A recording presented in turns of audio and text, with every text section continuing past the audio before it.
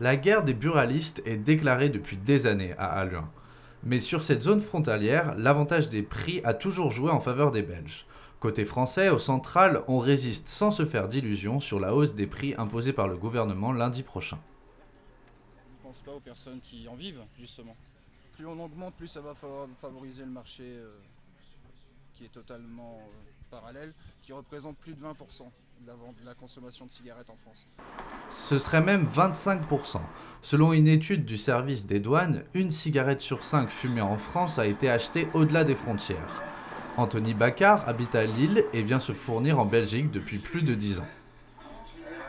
Ce qui m'a décidé à la base, oui, c'était la différence de prix. Je dirais que mon budget est d'environ 20 euros par mois en Belgique. Donc je dirais peut-être 30-35 euros en France. De toute façon, je veux dire, si le coût est moins cher, on ira toujours au moins cher. Pour la même chose en plus. Dans ce magasin, le buraliste estime que 90% de ses clients sont français. Tous font la route pour faire des économies et ils devraient être encore plus nombreux à partir de la semaine prochaine. Ils vont quand même venir de plus en plus loin, hein. Pas peut-être juste à Louvain ou Tourcoing, mais quand même Lille, Reims, Paris. Pour nous, c'est très bien. Ça peut continuer comme ça.